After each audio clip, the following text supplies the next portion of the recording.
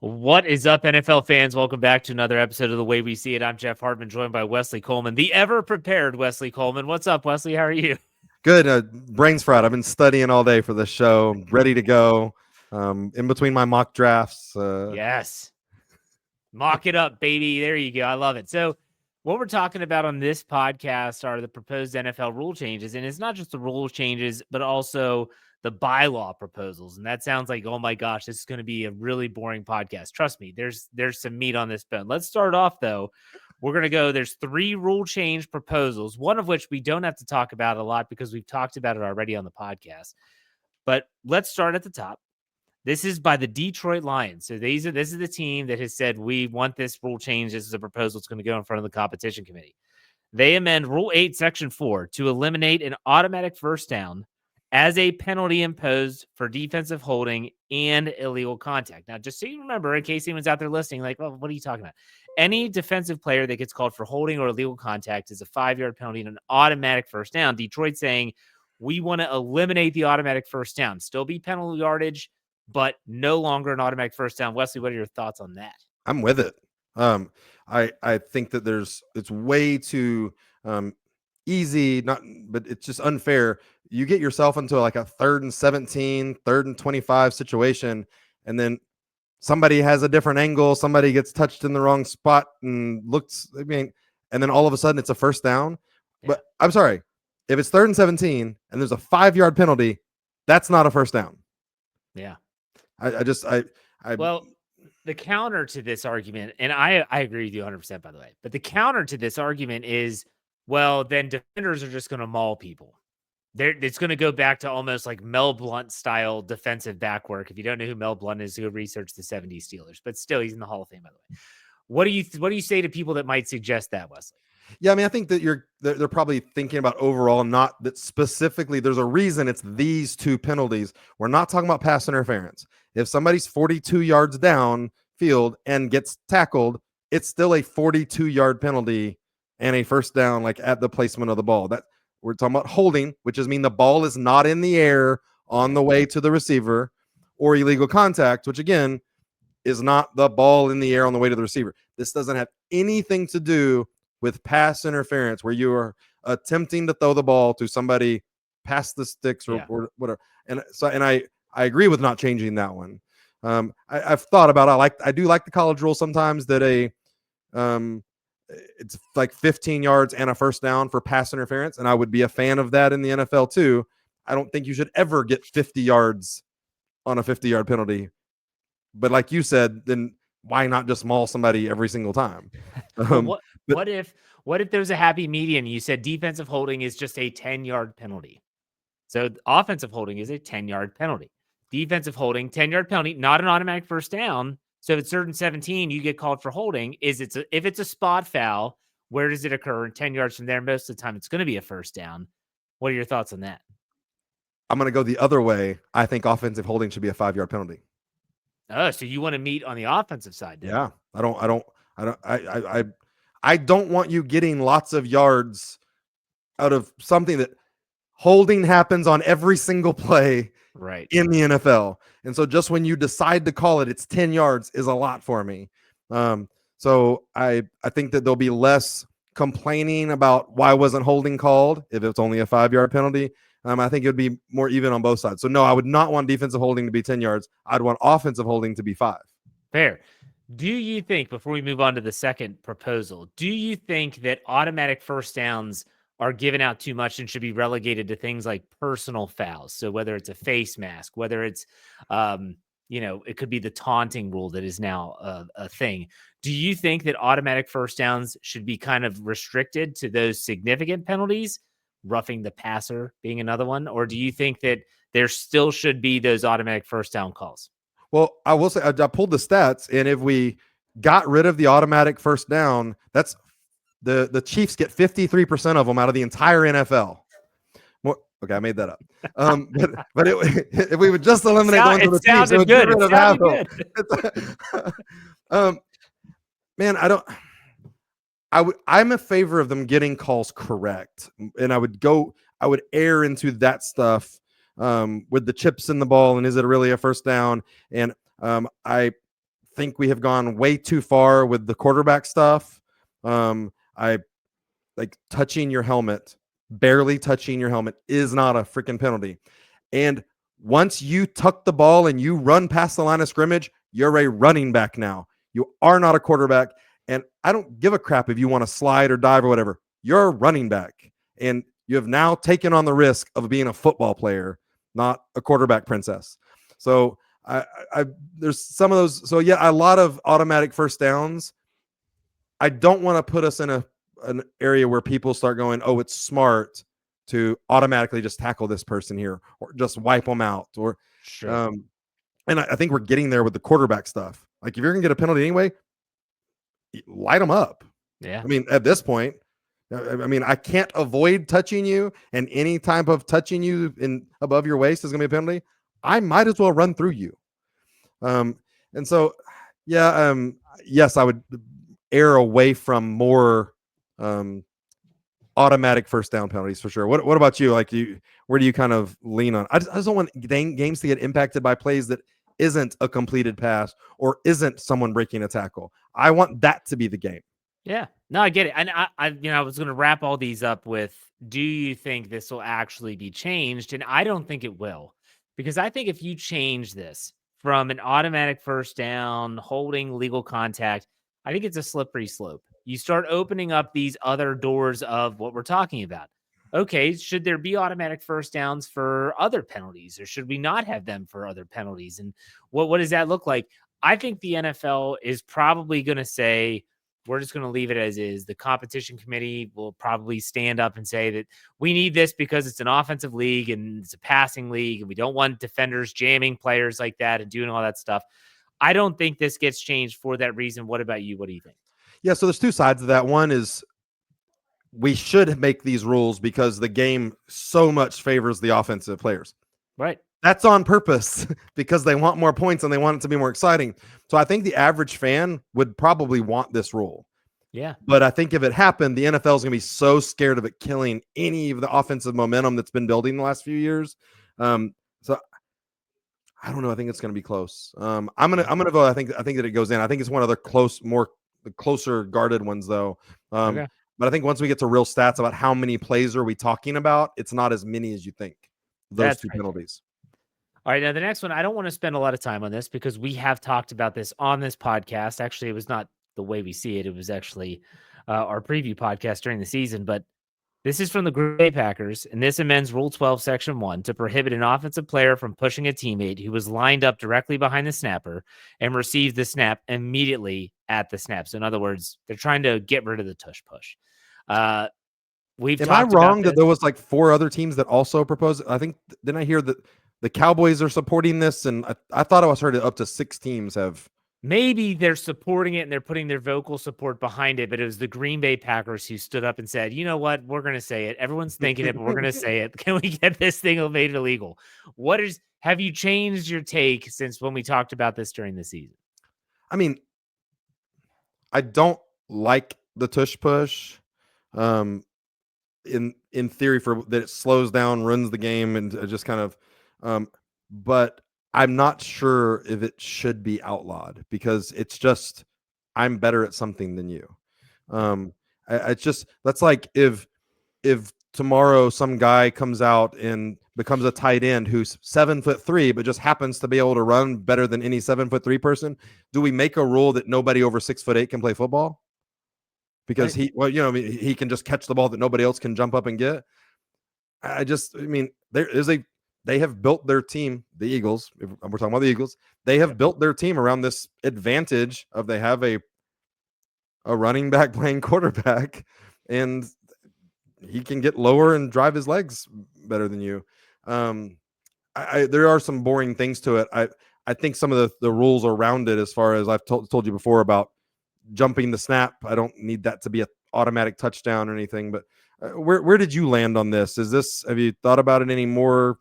Yeah, I have thought about it. We talked about it on the NFL Whip Around podcast yesterday, Coach Kevin Smith and myself, and he's a football coach. He's like, I hate the thought of eliminating a play just because you said Philadelphia is good at it and they've built a roster around it. He said, but then again, the nature of the game is is it supporting that? Is it creating an equal playing field? And he thinks it isn't. And so he was actually on board with potentially saying you can run a sneak. You just can't have someone behind you pushing you as you Yep. do it. Yep. I'm fine with that. I would be in favor of that. Jalen Hurts is a really athletic quarterback and he's super strong. So he's going to get a lot of those short yardage plays anyways. They're basically just saying whoever gets the ball, and in this case, I think Mark Andrews for Baltimore has done this here. He actually takes the snap. You could put whoever you want. You talked about that 7'3" guy. You want to put him in quarterback and run it, go for it. You can do that. Just don't push him into it. Again, I don't want to spend too much time on this because it gets a lot of airtime as is. I don't think the NFL outlaws this. I think they say they can't make a regular play because there's nothing crazy about this play. They can't make it illegal. What do you think? Yeah, there's no way they outlaw it. I think it would just be too much up in arms, especially you're going to have people saying, well, the Eagles don't even deserve the Super Bowl they just won. Like they won multiple games because no way you do it. Having said, I just want to say there is a play that I think is way smarter than the tush push that Drew Brees did all the time in his career. And I don't understand why an athletic quarterback like Jalen Hurts doesn't do, but they would snap the ball to him. He would jump straight up in the air, reach the ball out across the line, and then bring it right back because the play's over as soon as the ball goes across. And even Drew Brees, who's 5'11" 3/4, maybe never didn't get the game.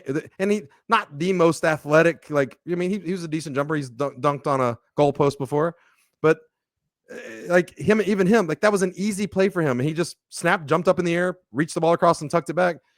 That's a way easier play than colliding all your heads together low, 8 inches off the ground. And I don't know why it's not done more. It's ridiculous.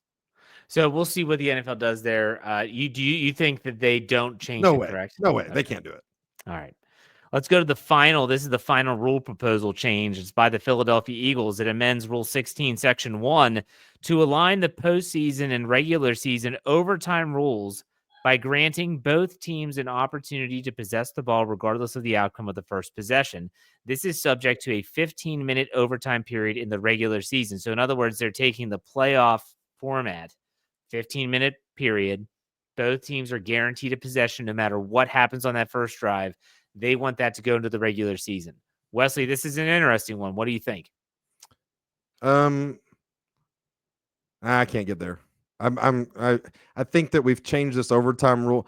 I would be way more in favor of some of the onside kick rules changing to make games competitive at the end and being able to, come from behind more than you've already had your 60 minutes is the way I look at it. Like you had enough time. And if you give up a touchdown, that's it. The game's over for me. I'm a fan of that one. Not being implemented, and I'm not sure if I necessarily. I mean, there can be a difference. I think it's okay to have a difference between the playoffs and the regular season. We're about to have 18 games in the regular season. They're all important, but you don't need to act like they're all playoff games either. Yeah. So I don't know if I'd be in favor of that one. Did the Steelers did they have a controversial playoff game in the playoffs once? Are you being sarcastic? Yes, the Tim Tebow game. Thank you for bringing that up. I do appreciate it. But no, even in that situation, like that was a playoff game. So in the new rules, the Steelers would have at least gotten a chance to answer. However, I don't think this needs to be done in the regular season. In the regular season, if they want to stretch it from 10 minutes to 15, whatever, I don't care. You're not going to have a tie is likely, I guess is what we're saying. But if you go down and score a touchdown, what happened to, hey, defense, stop them. Hold them to a field goal, and you're going to get a chance to answer. In the playoffs, because this might as well be called the Buffalo Bills rule. In the playoffs, you can absolutely say, okay, you get a chance to answer. That's fine. But in the regular season, why? That's what I don't get. Why do we have to do this in the regular season? Why is Philly wanting to make this a regular season thing? Is it so that the players get a chance to practice? That seems stupid. I just don't see the theory in this one, unlike the other two proposals. So for me, I'm going to say that this gets shot down and they say, look, the regular season's fine. We don't need to touch it. And the playoffs are fine too. You'll get a chance at the football. You agree or disagree? Yeah, I agree. And did we mention at the start, for these to pass, you do need 75% of teams to vote it in. 24 out of 32 teams have to vote for it. So I'm glad you brought that up because I totally forgot. So 75% of teams need to say yay. And so we'll see how that pans out. So those are the 3 playing rules proposals. But man, the one that I think is the most interesting is actually a club bylaw proposal. And the first one, actually, both of them are by the Detroit Lions. Yes. The first one, though, amends Article 20, Section 20.2 of the Constitution and bylaws to amend the current playoff seeding format to allow wild card teams to be seeded higher than division champions if the wild card team has a better regular season record. So let me spell this out for those people that are like, oh, that's a lot of jargon, Jeff. What does that really mean? It means that last year, whoever came out of a division could have been seeded lower than the 14-win Minnesota Vikings because even though the Vikings win the NFC North, they won more regular season games. I'm really curious what you think about this and which side of the fence you reside on. No. You play the other teams in your division twice. Yep. If you want to win your division, beat them. Go win your division. This is one that I get the point of it, and it's really funny when a 14-3 team goes on the road to play an 8-9 team at home, but win your division. And if you're and I get it that Detroit and Minnesota and Green Bay and now Chicago are all in that same division where they all expect each other to be pretty good and beat each other up and all, but go win your division. And you don't have to worry about this. I wouldn't fault anybody for being on the other side of that. They think it just feels dirty for a team with a worse record to host a home playoff game. But I think it really screws up what's going on in the second round of the playoffs and playing teams in your own division in the first round and stuff like that. I'm not a fan of this, and I get how a purist would not want the team with the worst record to host. But what do you think? You're in a semi-competitive division, the Steelers. Where do you fall on this, and do your personal bias kind of get in there? I am for as somebody that your team's never had a losing record in like 71 years, right? That's true. It's been since 2003 for those counting. But anyways, so for me, I would say I am for the reseeding. I actually think this would be an interesting caveat to the way this season ends. And I'll tell you why. I'll give you an example of last season. So you looked at the game that everyone talked about in week 18. It was Lions, Vikings. The winner gets a first round bye. They get home field advantage throughout, the number 1 seed. That's exciting. So this would take away some of that stigma. But what about all the other teams that were participating?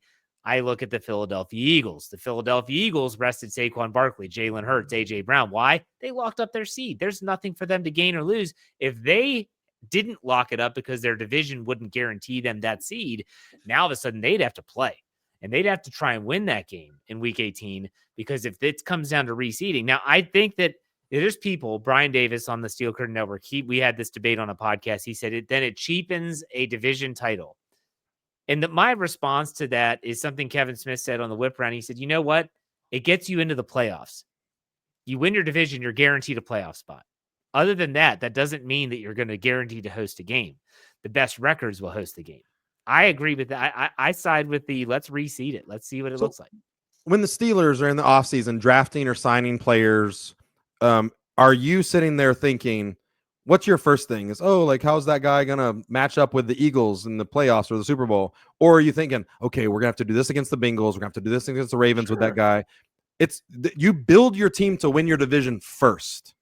Correct. And I think, and we've gotten we've had for years, but gotten more and more with teams are built in the divisions are kind of funny. You can watch the way a team plays and almost guess what division they're in and who they're supposed to be playing against. You're building to the Steelers do well against running quarterbacks because they're built to defend the Lamar Jackson. Right. And they really do sit around that. The Bengals are not built to play defense against anybody, which does great in the AFC North. No, so it's just, I think there's something to, you build your team first to win your division. And so I think you should be rewarded for that. And I don't know if just making the playoffs is necessarily enough when, especially when you have really competitive divisions, and the best division in football Sure, the best team might have 14 or 15 wins, but it wouldn't be crazy to have 3 teams with 11 and 12 wins. And I think that the team that comes out of that should be rewarded with a home playoff game. What I would like to do, and this is something that I won't do unless this actually passes, which, by the way, I don't think it will. I don't think there's any chance that this No, not. I passes, think it has but the probably the least amount of votes. maybe. But it's at least an interesting talking point. It would be to go back, say, the last 5 years and look at the regular season records and, okay, what would it look like if they reseeded? What would it look like? And what's going to be difficult is to go through the tiebreaker procedures and all that stuff. But still, I think this is really interesting. And I think that this is very much like the typical offseason discussion when people are like, what if they redid the divisions? What if they did it more by region and not by just because you were a part of the AFC Central like Pittsburgh was, and then they turned it into an AFC North? I think it's going to go by that wayside, and I don't think it gets passed. So you agree? Yeah, I don't think it gets passed, but this is one that just like wouldn't anger me if it went. Like I get it. Like it's a weird thing when a team goes on the road and they have 5 more wins than the team hosting the game. I mean, listen, my team plays in the NFC South. I was going to say something. I didn't want to be that guy, but your team is the NFC. There's typically a 9-win New Orleans or Tampa Bay team hosting a playoff game. So it's and I've said that with joking about the Saints this year of, man, we can build this great team to win 9 wins, win our division, and then get smoked at home by the Commanders or Eagles. Whoever gets second place in the NFC East is just going to come in and wipe the floor with you. But hey, you got that revenue from that home playoff game. Yeah, well, if they reseed, then you might be on the road. So all right, let's go to the last one. This is kind of a nothing burger to me. Another one by the Detroit Lions. Article 17, Section 17.1 of the Constitution and bylaws to exclude from the 90-player limit a player placed on reserve the injured list before or on the day of the roster reduction to 53 players unless such player is designated for return. So in other words, they're stating that before rosters get trimmed from 90 to 53 players before week 1 of the regular season, that they can put players on injured reserve, and they don't have to get them on the roster and then put them on injured reserve. They can kind of bypass that, and unless they are designated to return. So the Steelers have to do this every year. Every NFL team has to do this every year, where you're like, okay, this guy's hurt. He's got a banged up shoulder. We want him on IR. We got to put him on the roster. Then he goes on IR. Then it opens up a roster spot. Then they got to bring a guy up. And it's this chaos. They're basically saying, Detroit is, can we just cut out the fluff here and just say you're on IR? But if they're designated to return, then they have to take up a roster spot. I think that's fair. What say you? Yeah. So the big thing about it for me is why I'm okay with it is, like you said, every NFL team has to do this. Yeah. Having said that, this is going to set up teams to play with some rules. I'll use, again, for instance, the New Orleans Saints. Every year, they have some young, undrafted player who's shined in the preseason and been pretty good that looks great in the 3rd preseason game. And then, oh, man, he just got injured in practice today. I'm putting him on IR. And then, like, we had Rashid Shaheed a couple years ago that was electric. And they was like, oh, just got hurt. Put him on IR. Well, in like week 8, 9, Deontay Hardy got injured and out for the rest of the season. And like, hey, Rashid Shaheed just got healthy. We've done it. The Saints have done it with punters and kickers who kind of showed some promise but weren't ready. Like, oh, man, he just hurt his foot. He's out for the year. But then he got healthy in week 11 when we needed another kicker. So I think that it sets up somebody to play some number games, but I think every team's going to do it. So there's also the other side of me is, I know we talk about 53-man roster and this each week about 44 people play football. Shut up. like you got, we're talking about who's inactive and who's active. You got 8 or 9 or 10 people who aren't going to touch the field every week. It's not that close where it's like, oh my God, what are we going to do? We got 53 healthy guys.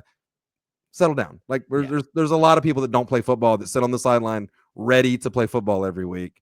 So I'm good with it. Like, yeah, give them some extra space to move people around and not have somebody picked up. Where do you fall on this?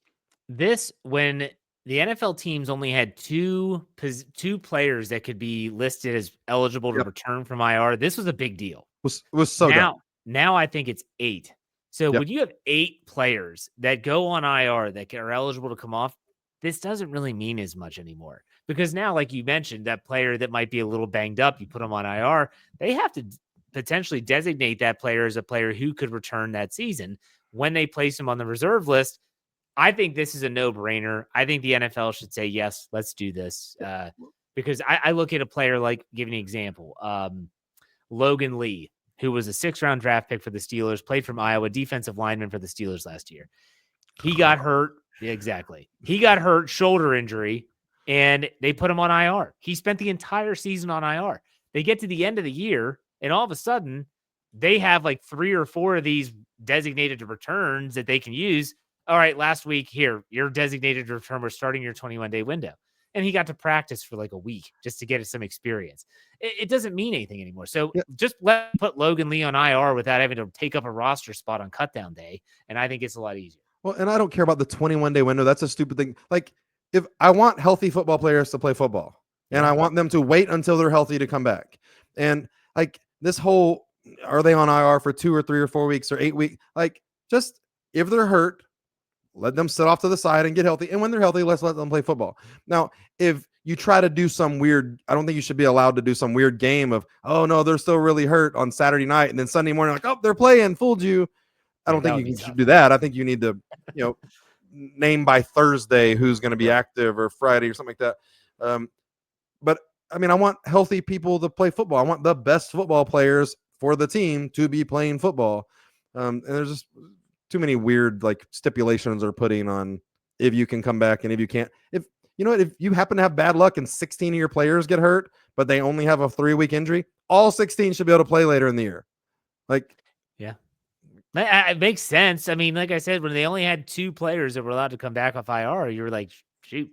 But, if 3-week injury, they technically wouldn't have to go on IR because that would put them on the shelf for a minimum of 4 weeks. But still, I understand what you're saying.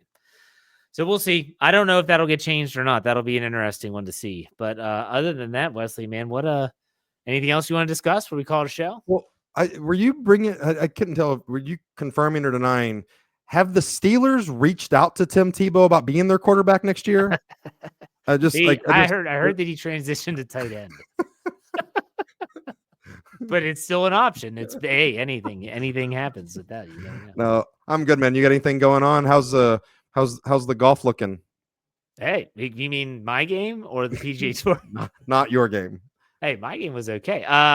Man, golf is good. I love watching that Valspar the past weekend was really nice. It was a great tournament. Way to finish. Justin Thomas collapsing down the stretch. Victor Hovland winning. It was great. Is this going to be the year of Rory McIlroy? He's going to jump over being able to finish on Sunday or Monday, whichever day? Oh, I mean, last year he choked away a lot of opportunities. This year he's already won at Pebble Beach, and he won the Players. So I mean, my gosh, it's starting off to look that way. He's got to win a Masters. He's never won a Masters. He has to. It is the last leg of his personal career Grand Slam. So we'll see if he can do that in a couple weeks. But, all right, enough golf talk, Wesley. Where can everyone find you on social media? You can find me on X at @WhoDatWesley13, and come talk to you about any sports that you want. Anthony Davis is back. The Mavericks are going to be the scariest 10 seed in the history of basketball. You're not going to want to mess with them if Lively and Gafford come back the next couple of days like expected. Right. Jeff, where can we find you and your Pittsburgh Penguins coverage? Yeah, Penguins, I don't know if they're going to make the playoffs. But still, you can find me at jhartman, HARTMAN_PIT. If you're looking for Wesley, just check my comments. He's normally there at some point. Always. So that does it for another episode of The Way We See It. Wesley, man, thanks for your time. I appreciate it. Thank you. See you next week.